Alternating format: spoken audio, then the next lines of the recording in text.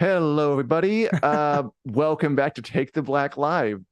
We've been a week gone. We were off last week for the 4th of July weekend, patriotism, but myself, Dan Selcke, the editor of winteriscoming.net, and Daniel Roman out there in New York City, or New York State, rather, the Hello, co-editor of hello. winteriscoming.net.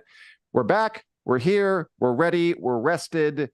And we're prepared to talk all things sci-fi, fantasy, space raiders, robots, knights, dragons, and so on. Hello, everybody joining us. Good to see you. Yes. Good to see you, Christian, Martha, Julie. Julie's going to Miami next week. Excellent. What brings you out there, Julie? Leave it in the Ooh, comments that's because exciting. we want to know.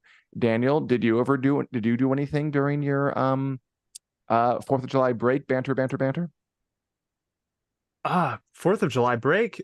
Mostly, did the obligatory nerdy thing and watched a bunch of stuff and read a bunch of stuff and spent some time playing The Witcher 3. So it was a pretty low-key vacation. How about you, Dan? And We how got about bed all you out bugs. there? Uh, Oh, we got bed bugs. Anyway, you can't today catch a break. what are we talking about in the worlds of TV, movies, sci-fi, fantasy, and books today, Daniel? Well, apparently bed bugs, but also Ugh, they're corpses. horrible. No, we let's start with the latest news from the House of the Dragon set because filming is ongoing for the moment for House of the Dragon. I guess Could that end could today change. though if the actors It could strike end. like as of 11:59 Yeah. p.m. Yeah, so for those of you watching, if you haven't been following the strike news, SAG-AFTRA, which is the actors union, if they don't reach an agreement by midnight, they will be on strike as well. So House of the Dragon is filming today, but may not be tomorrow. We'll definitely have updates about that. I think But they're going to so go like to the last second too. It doesn't feel like they're like going to come to an agreement and do it way ahead of time. I think both sides are going to play chicken until the last second of the last minute of the last hour of the day, and we'll know tomorrow what happens. yeah. Yep, it's definitely been the AMPTP, which is the American Motion Picture and Television Producers. Nice. So they tried to pull in a federal mediator like last night. So they're trying to get another extension, and SAG basically said, you can bring on your mediator, but we're not extending more." So yeah, It's pretty crazy. things are getting exciting. Yeah, it is pretty crazy seeing what's going on over there. But we weren't even going to talk too much about that. We were going to talk about set pictures because a bunch have come out. So let's start with some corpses. And Dan, I think you might know a little bit more about this line of bodies than I do. What are we looking at here? A line of bodies, Daniel. I don't really know much about it. They were filming in Wales for the past couple of weeks, House of the Dragon season 2. Yeah. As in the good old days of Game of Thrones, they're going to shoot some battles most likely. We know there are some coming up in a House of the Dragon based Mhm. on Fire and Blood, Battle of Rook's Rest. I don't know, the Fish Feed. This will be a little later. There will be this season. This Yeah. season should be more like a traditional Game of Thrones season. No more time jumps. Yeah. There probably will be some battles or aftermath of battles. And I do hope that when they do this battle, because they only really had one battle in the first season, and it was very silly. It was the It Daemon was the crab Targaryen feeder. charge the crab feeder. It didn't like I Yeah. excused it. It was fine because it was kind of for fun, and we didn't know the crab feeder at all. And sure, Daemon can Yeah. take on 30,000 guys in an army, whatever. It was more about his character and the cool hero shot. But now that there's like Yeah. two sides, I do hope they do the battles a bit more justice. If they want to do one, like do it thinking about the strategy and the movements Yes. of people and the resources and how it goes. You get one of those. You get one silly action movie explosion behind a guy while he stands still battle. After that, we got to move something more serious. Yes, I totally agree with that. I do hope we see more Oh, strategic battles coming up. Oh, I feel like we need to because now we're in the war oh story yeah, we have section to. of the saga. And I do think there's a danger probably of them falling back on heroic moments because they have all these dragon riders doing dragon rider stuff. So Mhm. I that is something I'm a little nervous about. And like the battle strategies is something Game of Thrones kind of it had its highs and lows with. Like It did have there its were highs and battles where they did it lows. really well and battles they didn't quite make the strategy make sense. So I'm hopeful, but yeah, it looks like I think this is Rook's Rest, but that's totally Probably, a yeah. guess. Um, Yeah, we'll see how they do. And by the way, Andrew, how's my eye? It's better, Andrew. Thank you. Can you guys see it? Can you guys see the sty? It's still kind of there after the surgery, but it's going down. I think it's smaller. I'm gonna get an unbiased opinion later today. But thank you, Andrew, for your concern. It feels pretty good. I had it scooped open and chunked out, and it feels great. it looks smaller. It looks smaller from where I'm sitting. Good. I follow up next We're week. on Strike Watch. We're on Sty Watch. On Sty Watch, Strike Watch, so many watches. Bedbug Watch. But yeah, so the body of the line of bodies, there are also some horse bodies. I don't know if we looked at those already. But more corpses basically. Yeah, it's a little sad, but these are fake horses. No real horses harmed in the making of this gruesome battle scene. So we're gonna see basically the forces behind Rhaenyra and Aegon II kind of transform in this upcoming season. So we got some looks at some sigils too, and it's kind of cool to see how the sigils are evolving. So this is the classic Targaryen. This is gonna most likely be Rhaenyra's sigils because she sticks with the classic red and black. I love that these are they're like pennant flags, but they're made of chainmail, it looks like. Yeah, that's interesting. I don't know how I don't know how practical that is, but it looks Put cool. that in your college dorm room. Yeah. That's right. That's an expensive prop to have to buy for your college dorm room, a chainmail flag. But so on the flip side of that, Aegon II's banner is going to undergo a change this season. So we also got an image of golden Targaryen banners being held by riders. And that is Aegon's crest. Yeah, I love that that's a detail they kept because he changes his crest to match his dragon. He's got this golden dragon, Sunfire, that we were robbed of seeing a lot in the first season. But glad you beat me to it. Why would they choose to add in a silly scene about melees rather than just have the golden dragon like in the book, and they're going to use it here? I'm not sure, but yeah, we'll see. It's good to have visual distinctions. There are two sides. Yeah, it'll be good. Hopefully we can get some Team Jacob versus Team Edward stuff going on among the fandom. People are going to wear gold dragons or red and black dragons. A little throwback there to a series called Twilight. It was back in the early 2010s. Maybe you remember it. It's coming back. Yeah, I'm sure. Cool. Looking good. I was kind of shocked at how much like black versus green discourse there was during the because Fire and Blood, it doesn't really the greens are kind of doing shady stuff and everyone's awful. I guess I just didn't expect you used the Twilight example. I didn't expect that divide with the fans for this story because of how George R. R. Martin wrote it. But now that the TV show's going, I think you're right. I think we're going to see some of that next season. There better be. I mean, the whole crux of this story is two sides that both have developed characters on it. If folk didn't choose sides and go at it online, I'd consider the show a failure. That's fair. So we've got one last picture to look at here.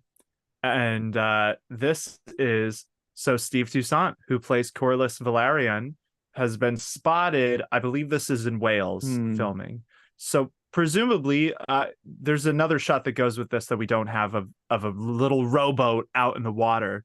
So I don't know if they're filming Driftmark stuff. He's decked out in armor here. So presumably he's, recovered from being bedridden at the end of season 1.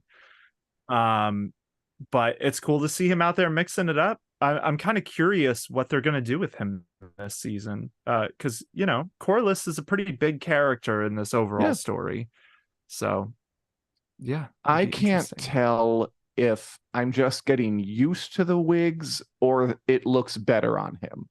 Because I think it looks pretty good in that picture. And that's before they gloss it up, especially I think it looks good. After Effects too. I'm expecting the wigs to look better all around in season 2. They've had their trial run with season 1. I want some tighter stuff, some more natural locks.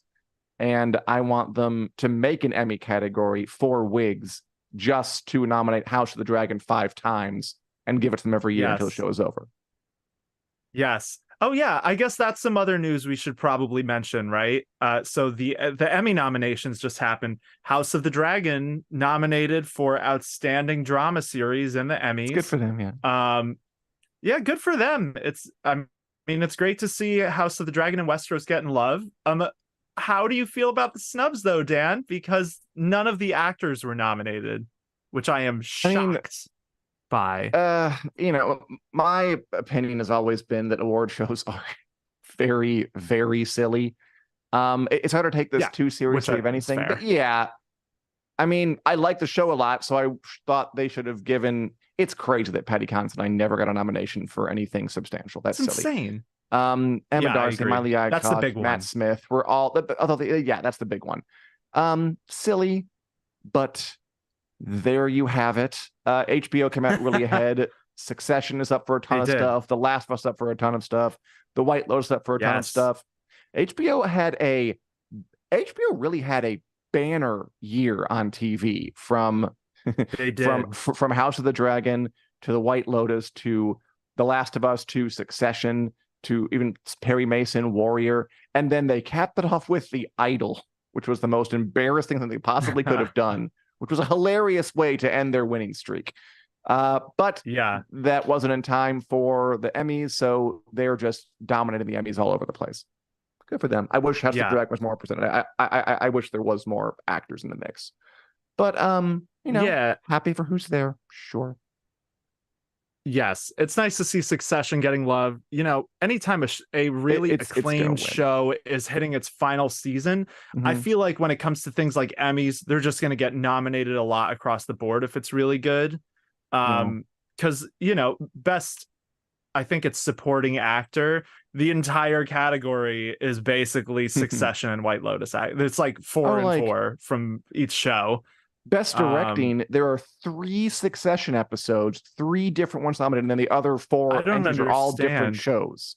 Like how House of the Dragon isn't nominated in that? Crazy, because there was some great stuff in there. Yeah, I don't know how Geeta Patel didn't get one for the Viserys's Walk. Lord of the Tides. That was kind of the one.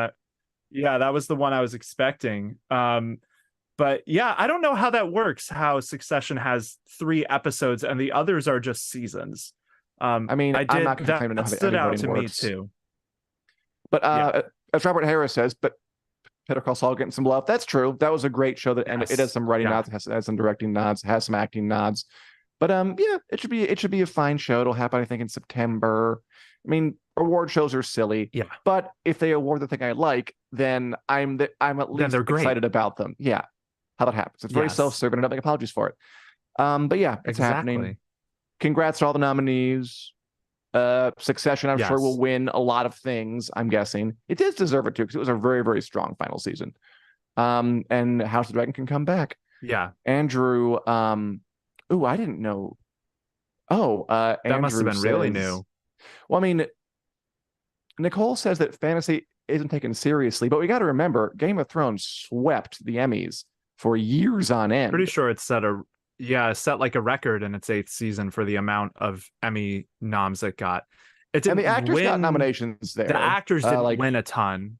They didn't win, but they were nominated. Won. Like you got Lena Headey, and Emilia Clarke, and Gwendolyn Christie all up in there. But yeah, Pitt was the one who won. And The Last of Us is up for stuff. I feel like Game of Thrones knocked down the door for a lot of fantasy sci-fi stuff. But House of the Dragon might just not be its year. So when the second season comes out and it's going to burn down the barn, blow everybody off the hinges, then I'm sure the Emmys will start rolling in, unless The Idol takes them all. The Idol returns. Yeah, it was nice to see The Last of Us get such recognition. That's historic. Like a video game adaptation has never taken home nominations like this at something like the Emmys. Very cool. So yeah, Pedro Pascal, Bella Ramsey, both up for Best Actor, Best Actress. I think the show is up for Best Drama too. So The Last of Us definitely, it had like 20, 25, 27. It had a lot of nominations. Yeah. Yeah, it's good all around. So, and House of the Dragon has like several nominations. It really is. And then The Idol. I can't believe that. Andrew Haley says that, speaking of HBO shows that were good this year, Barry ended this year. Barry actor Anthony Carrigan going to play Metamorphosis Man Legacy. I don't know if you watched Barry. Yeah. Anthony Carrigan played the bald, gay, funny Chechen mobster. Really, really funny, really, really talented guy. I'm glad he's getting some more work. Yes. Oh, that's awesome. Yeah, that's cool. I've seen bits of the first 2 seasons of Barry and really liked it, and he's great in that. So he's very funny. That's cool. I could see him working really well with James Gunn too. And get the parts while you can, actors, because when the robots replace the actors, TV and movies will change. But you know what? Could be for the better. So we'll just see what happens when that happens. Until then, I'm glad actors are getting work. Yes, me too. And definitely very curious to see what's going to happen in the next 24 hours with the strike. And, whether House of the Dragon will still be filming. Maybe not. Things like Silo still in production on season 2. They might need to pull the plug on that. Sandman. Oh, yeah. So crazy. I mean, Daniel, if you were an executive and you had the chance to cast a poor executive, if you were to be very, very rich, and this question is for everybody out there, and you had the chance to cast a flesh and blood actor to play a role who you would have to pay money to and like feed through craft services, or do a computer simulation of that actor that was close enough, what would you do? I mean, come on, you're going to save the money, right?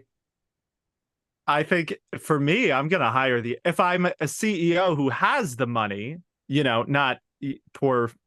Oh, you have a lot of money person, in this case. Of course, I would hire the actor. Then I hire the actor, Dan. I can't believe your collaboration is what makes this such a great medium. I can't believe you're. And if you take that out, speciesist against robots. I am not. The day that we get actual AI that has some bit of sentience to mull this question over with, I will be happy to discuss it. But right now, what we have is programs that copy likenesses and copy information from other things and then repaste it in a different way. That's not real artificial intelligence. That's just an advanced algorithm without any sentience behind it. I just don't see why you don't want to take the human element out of art. But I guess you can come around to that later. What else is on the agenda today, Daniel? Yeah, so the other big thing we're going to talk about today is The Witcher Season 3, because we took off last week, so we kind of didn't really get a chance to talk about it after it dropped. And I'm going to open with a hot take, and then I want to hear your opinion, Dan, because we haven't talked about this yet, really at all. Like, I don't really know your opinion too much. I think, and I'm saying this as someone who is a very large fan of The Witcher books and video games, I think season 3 was shockingly good, to the point where I actually think it's better than the book. And I had lots of issues before this, but I think season 3 was a real step in the right direction. What's your opinion on it, Dan? I want to hear. Well, first of all, really, really quick, just Andrew Haley asked if we'd seen My Adventure with Superman. I haven't. Is it good? Because I do tend to like that kind of stuff. So, Andrew, if you think, say if you recommend it or not, because I might check it out. As for The Witcher, so a few shows back, I think Natalie was on. I was so sure that The Witcher would be terrible because I didn't like the first season very much. I thought it had some things I liked, but a lot of it was kind of a mess. The second season I thought was pretty much straight up bad. Just it veered away from the book so much it wasn't the books anymore. Even on its own terms, it didn't make a lot of sense. And I was like, this show is not going to recover. It's on a downward slope, and I can't imagine it pulling out. So I watched the first episodes of the new season. I'm not going to call it my basic takeaway to respond to your question is, I think it's about equal to the book in that I don't like the book very much, and I don't really like the show very much. But because I've read a lot of the Witcher books now, and I've come to the conclusion I just don't really like them for a lot of reasons we can talk about. Yeah. But back then when I was saying that, I said that if The Witcher season 3 was good, I would eat $100 bill. Now that I've watched the first 5 episodes, I think it's middling and fine. So I am going to eat this 20 while we talk about God, things. don't actually. Okay, you don't. Are you That's okay? good stuff. Okay, I'm gonna hope you're working some stage magic here, and you're not actually digesting a $20 bill. We're going to find out if it's edible. But yeah, I think that's fair. I think, for as much as I enjoy The Witcher, a big part of that for me too is that I really love the game. And the third game in particular is like it's one of the best, if you want to experience a video game that is tied into novels, it's like the pinnacle of that's been done, I think. It's a masterpiece. The books do have their issues. So when you say you don't like the books, like, I'm not too surprised by that. They can drag, they can meander. I think Sapkowski's got a real problem with objectifying female characters to the point where it's like distracting and ridiculous. But I think that I'm sorry, I'm a little distracted. So for audio listeners, Dan is, I believe, actually eating a $20 bill right now. I'm trying, yeah. Because the Witcher season 3 was not a train wreck, which we did have a lot of reason to think could be the case. But yeah, I think this season included all of the major things from the Time of Contempt. So we will get into spoilers here. If you're avoiding spoilers, maybe just be aware that we are going to talk spoilers for season 3. So it included everything from the book basically and expanded a lot. So things like Jaskier gets a lot more screen time. Characters like Philippa and Dijkstra. Radovid isn't even in the first half of the book at all. I think Jaskier's got a scene in the first half of the book, which is in the show. And just generally, I think they handled the relationships a lot better. Like Geralt and Ciri and Yennefer's relationship is actually pretty fleshed out and good compared to both previous seasons and this point in the novels. So yeah, how are you doing there, Dan? You should take a break. You don't have to eat it all at once. You didn't have to eat it at all. Okay. Well, you don't have anything to drink. So that could be part of it. Maybe a little later. What I've learned so far is that eating a dollar bill is difficult and they're not really digestible very well, which I think is probably a good thing. Okay, one of my big problems that I've had with the books and the show, and it hasn't gone away just because I agree with you that relationships are better. I agree with you that I've been more invested in the characters. Yeah. I've liked, Jaskier's little romance has been sort of endearing, kind of out of nowhere. I've thought the Ciri, Yennefer, Geralt triangle is more entertaining than it has been. But the problems I have with it are still there. Here's a problem. That's fair. Here's one problem I had with the books and the show. I cannot get on board with the way they talk. I cannot get on board with Yennefer wearing this fantasy outfit and saying she's on somebody's shit list, like talking like some 2020 modern person. They say that stuff all the time. And it is true to the books because they do that crap in the books too. And it's annoying there too. Man, and I just read Season of Storms. It's kind of a failure. There's a 3-page passage of banking lingo, and I'm like, oh my God, this is so modern. So yeah, I agree with you. It just tosses me out of it. I've never liked it. It's kind of a failure on my part to like get on board with it, but I can't not get on board with it. Other than that, that's fair. So I agree that this is better than it has been. It still does give off to me Xena, Hercules' legendary journey, sort of. It's clearly expensive, but it feels kind of, there's this layer of cheese that I think it's there. Like when all the sorceresses are dressed in these booby outfits and they're like being catty and trying to seduce Geralt at a party and blah, blah, blah, blah, blah, and they're drinking champagne and they're possibly old and wise. And it's just, there are parts that I find embarrassing. Even though in general it's been better. And they skip around. They have to have some kind of action every time. Yes. Just they kind of like jump from one point to the other in that sort of TV logic way where you just need to get to the thing. without really setting up the thing. But it is good, and I found myself more compelled, especially by the first and last episodes, than I have been by a lot of The Witcher. It's worth 18 to 20. If I could digest this, which I'm not sure I can. I'm going to be honest with you. I would be doing it. That's good. I think it's fine. The Witcher is fine. You gave it a try. It's better than I thought it was going to be. But I still don't think it's a great show. Yeah, I would agree with basically everything you said. I think if you're inclined to like The Witcher, you're going to really like season 3.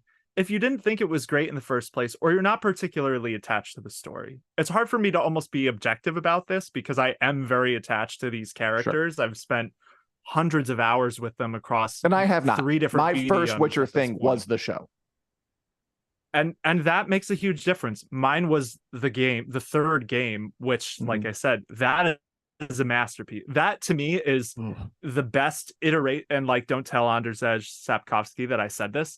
I think The Witcher 3 is the best iteration of a Witcher story that exists. If you gave Andrzej Sapkowski $1, I think he'd let you say anything that you want.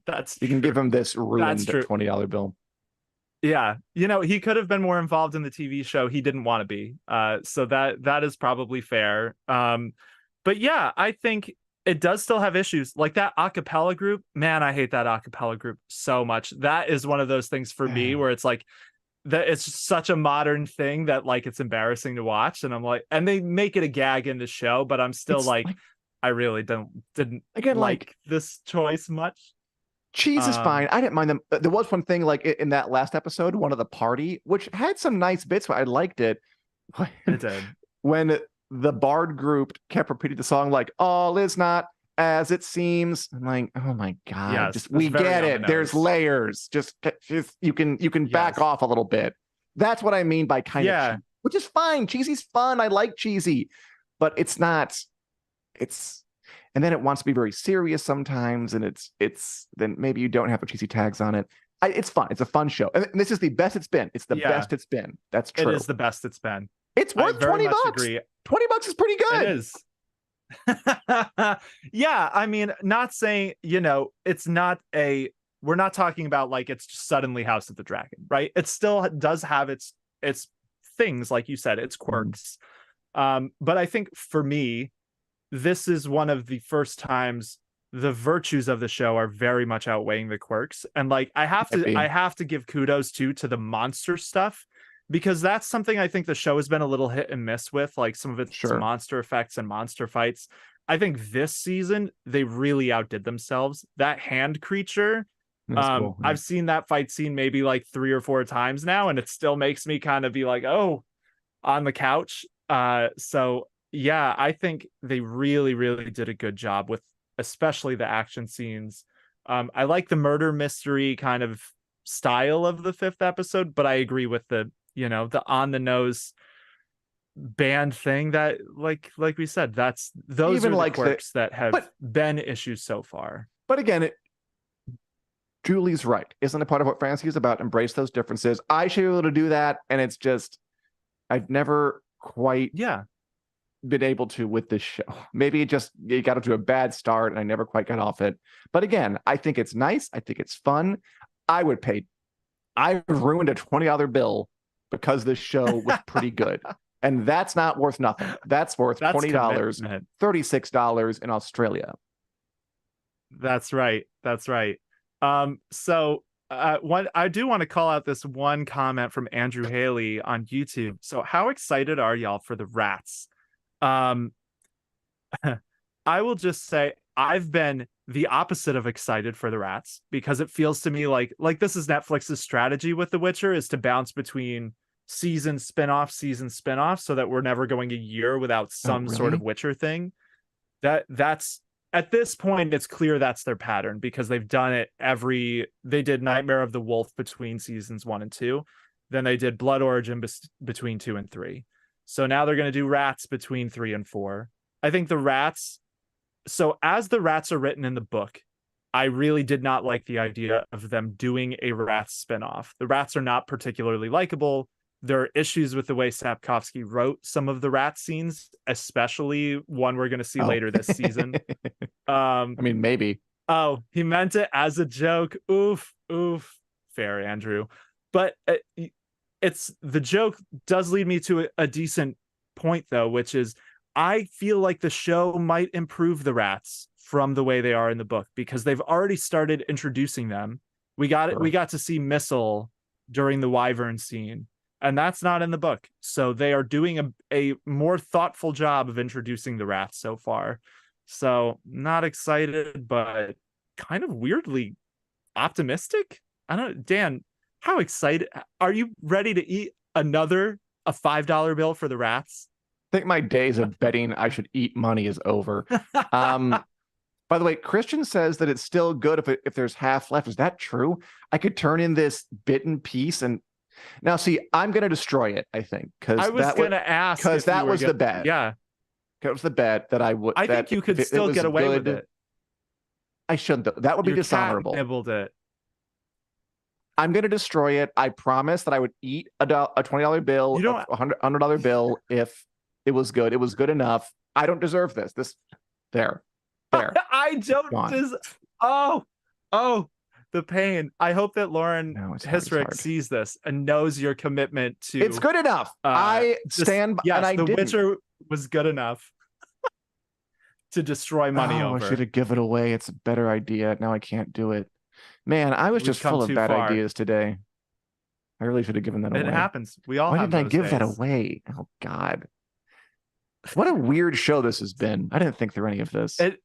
Are you talking about The Witcher or this episode of the podcast? Because I think it's true for both. Okay. Julie asked, have we seen the last episodes? No, Julie, neither of us have seen them. I'm curious. I'm very curious about them. I think they've also set up the Vilgefortz stuff pretty well. But yeah, I don't know how much we need to harp on about The Witcher being pretty good this season, but it's pretty good this season. So it's not bad. Yeah, it's better than usual. It's not bad. Are you going to keep watching when Liam Hemsworth is on the show, Dan? Instead of Henry Cavill. I'll tune in. I'll be curious. Definitely. Yeah. I will definitely watch. I think this season, one of the things that makes this season a little better is that it doesn't feel like Henry Cavill is totally carrying the show by himself. I think other actors get enough time to shine this season that I am weirdly more confident to see Liam Hemsworth step in than I've ever have been. So yeah, we'll be watching it. Yeah, I was surprised when Henry Cavill was leaving, most definitely. Yeah. I didn't eat much of it. So hopefully I won't have any germs. I didn't eat any of it. It's not, that's what I learned. That's very hard to digest, probably on purpose. I was surprised when I heard it, edible, which is probably for the best. I was surprised when I heard that Henry Cavill was leaving, just for because he seemed to want it so bad, and he was the best part of it. But yeah, it's not like he saved the parts that were bad exactly. And if the show is good, and if they have people who are good in it, and it's written well, and people are acting in it, there's no reason it can't be watchable, or at least as watchable as it is now. So yeah, I think totally it might drop off because the ratings are not as good as they were for the last couple of seasons. I think Netflix might have crossed a bridge it cannot uncross. But we'll see what happens when they have the final 3 episodes drop. Yeah, it's almost a shame to see how I almost said ashamed to see how good a reception this season's getting. It's a shame Netflix has burned so much goodwill with this series that it now has what is easily its best season, I think. And so many people aren't willing to give it a chance because they've been burned 3 or 4 times now by the show. Which is its own fault. I mean, it's not like they couldn't.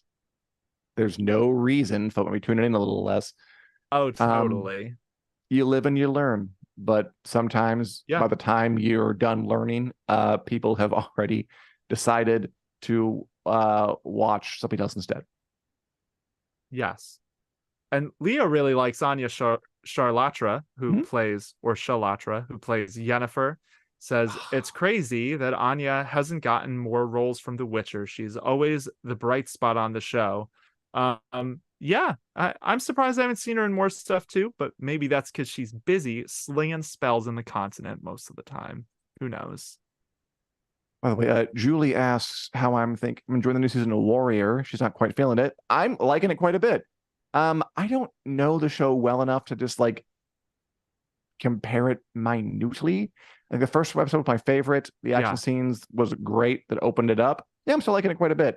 It's getting cool. Yeah, I'm very much still enjoying it. Hope it continues to rock my socks off. How about you, Daniel? Watched anything besides The Witcher and such? Yeah, so I've been, we've been out for a couple of weeks, so I have been watching, reading, doing quite a lot. So, and all of you out there, let us know what you've been watching. For me, I saw the most recent Indiana Jones movie, which was surprisingly good.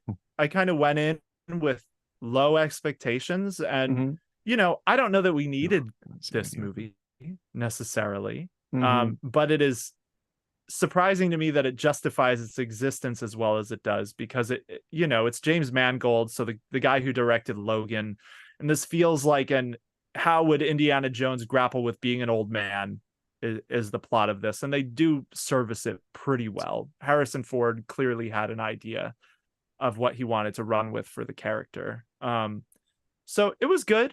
A little sad to see how much it's tanking at the box office, but also not surprised. Ooh. Like, I don't know if this needed to be a $300 million movie. There's a lot of special effects in it. Was it 300 million? At least. I think it was more than that, actually. I think it was closer to 4. No. It cost a lot. Rough. And that's why the box office return has been such a talking point, because it made like 60 million domestically its opening weekend. 300 million this thing cost. Yeah, that is way too much for a series that hasn't had an entry for over a decade at this point, and that maybe was over with the first 3. Yeah, that's a stupid idea. Man. Again, if robots were in charge, they wouldn't make that choice. If you want to replace the CEOs with robots, that I'm on board with. Let's talk about that. But yeah, so the Indiana Jones and the Dial of Destiny was pretty good. I've also been watching Secret Invasion, which, man, I kind of feel like this might be, as Andrew calls it, mediocre Secret Invasion. What about that? Yes, mediocre. That is pretty much how I feel about it. I've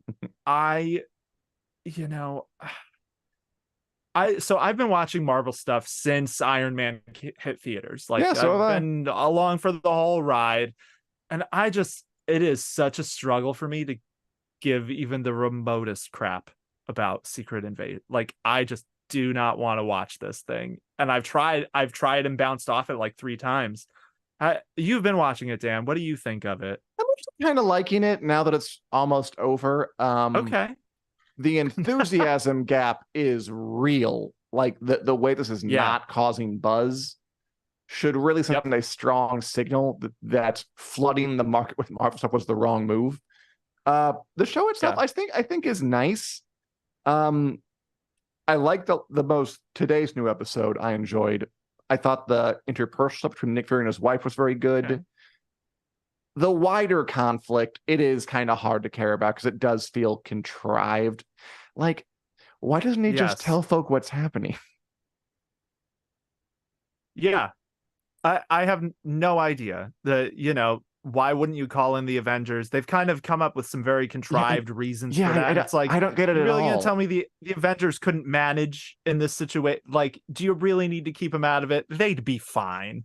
Well, also, like, today there was a scene where the guy was like, frame Nick Fury by showing the video of the fake Nick Fury killing Maria Hill. And he's like, who will believe is a shape-shifting Skrull alien who looked like you? And I'm like, I've been watching Marvel for a long time. It's a lot of weird stuff has happened in these things. Like, New York was invaded by aliens. Why wouldn't you believe that? That seems completely within the possibility. Didn't you all, like, half the population just vanish for 5 years and then come back? Why is this hard for you to believe? It's just, I feel like it's hard to make like anything in this universe anymore, and especially if you want to make some kind of really gritty drama that doesn't where superpowers are unrealistic. Yeah, you can't. How would you do that? I don't think you can. It's like two guys against the entire like world threatening apparatus. It's hard to get on board with. But I think some of the I like some of the characters. But yeah, the whole concept as a whole, it's feels way too small for what they're trying to sell. It's not super duper great. Yeah, I agree with that. They're trying to make it, this big enormous threat. They're going to take over the government and start World War III, or all the governments across the world. But yeah, they're just not. You said something in your most recent review that I really, really stand by, which is the more you think about it, the less everything makes sense. It's definitely one of those. I feel shows. like it needed to another few drafts through the scripts. Like, what Americans Against Russia is the name of the extremists.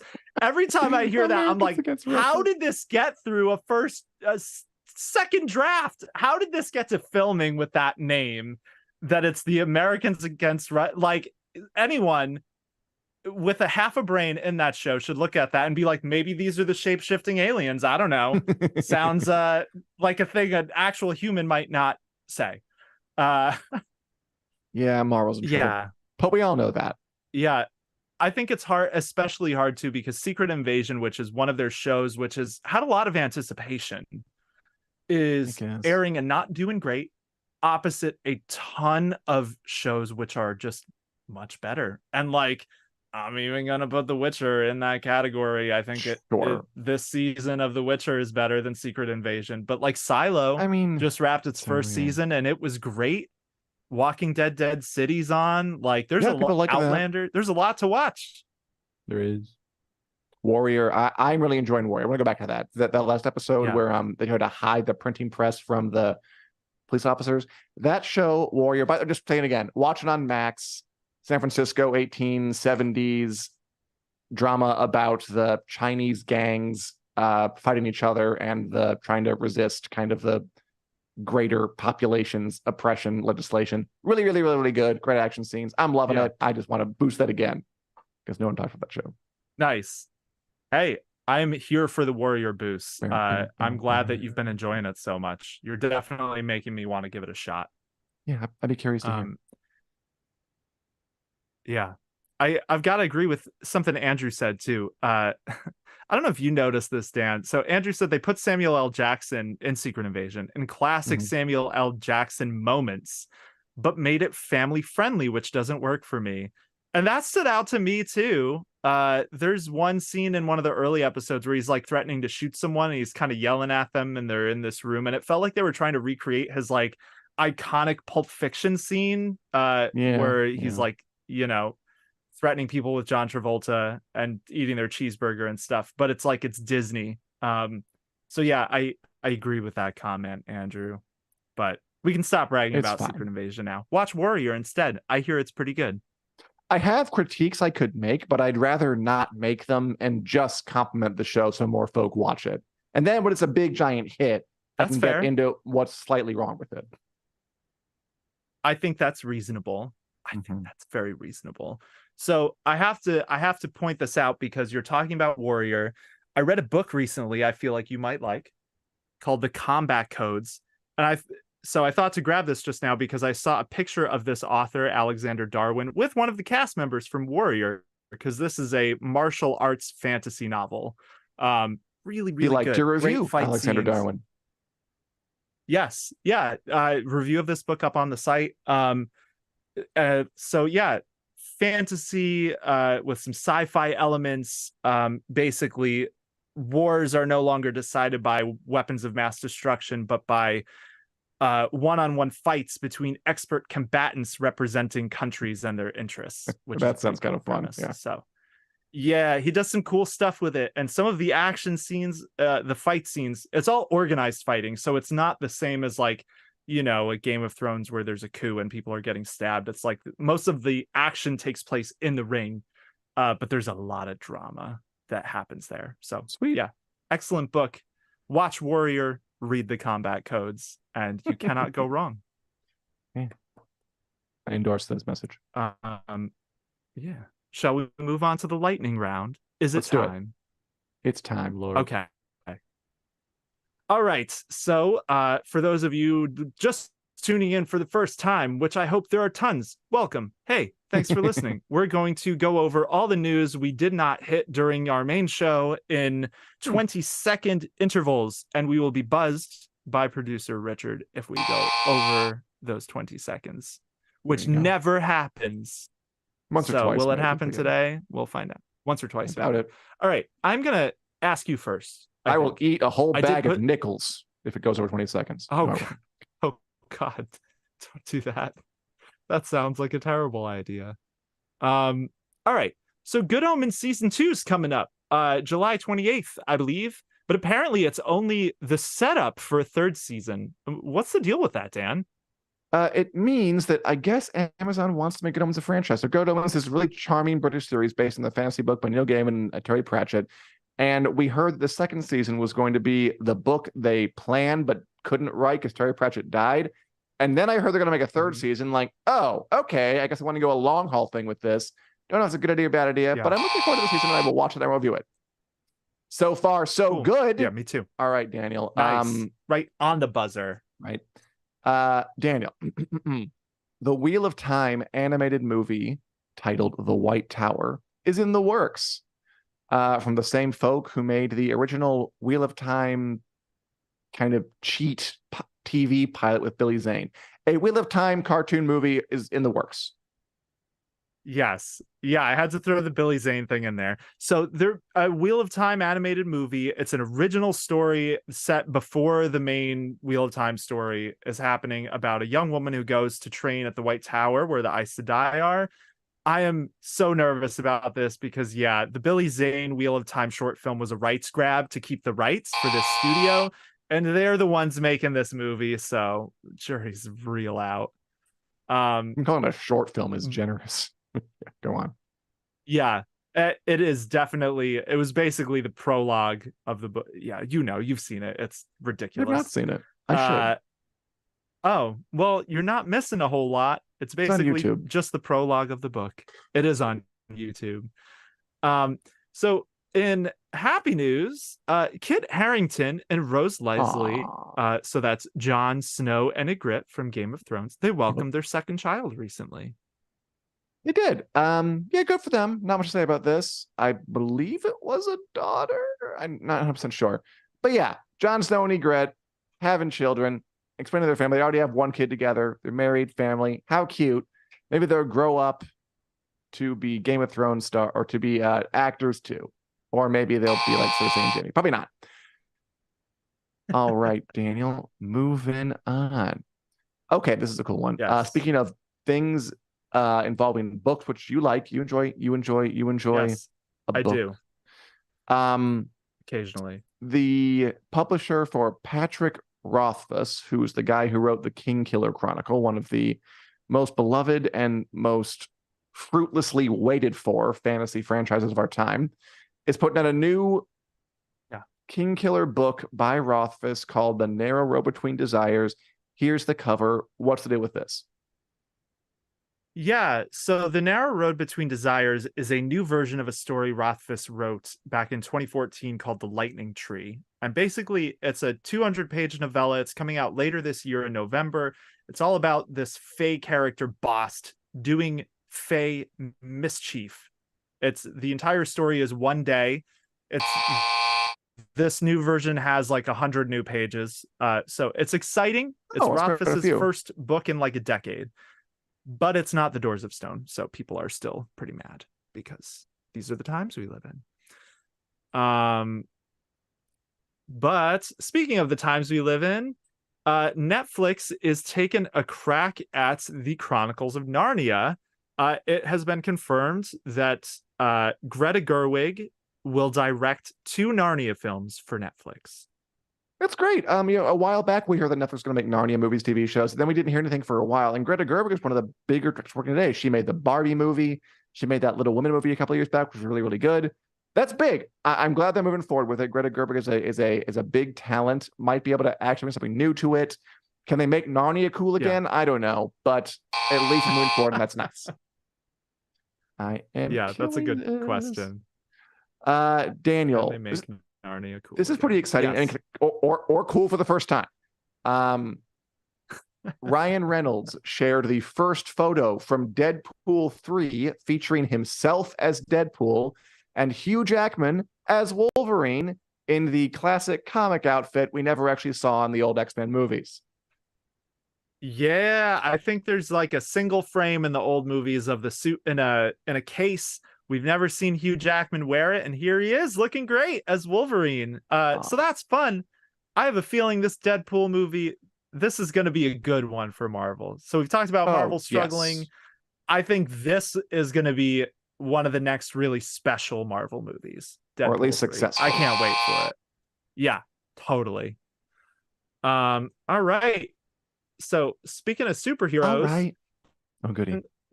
Legacy just added a bunch of new cast. Isabella Merced is going to play Hawkgirl.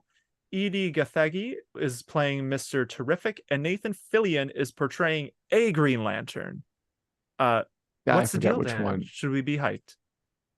Well, Guy Gardner, I think. Nathan Fillion, big nerd guy in Firefly, a bunch of James Gunn movies. So that makes sense. I didn't know if this Superman thing was going to be like Superman's movie, or it's starting to feel like an introduction to this new universe they want to fill it. If they want to fill it with all these people. Yeah. So jury's out. Can James Gunn do it? We'll see. Yeah. All right. And finally, speaking of The Walking Dead, I'm sorry, Julie, you haven't been enjoying Dead City as much as you'd like. Well, speaking of The Walking Dead, the Walking Dead spinoff about Rick and Michonne has gotten a title. It's called, wait for it, The Walking Dead Rick and Michonne. Brilliant or brilliant? Brilliant. It's got to be brilliant. I mean, it tells you what it is. They've really been knocking it out of the park with the originality and the titles for The Walking Dead. We've got the Walking Dead Daryl Dixon about Daryl Dixon. Then we'll have The Walking Dead Rick and Michonne about Rick and Michonne. Yeah.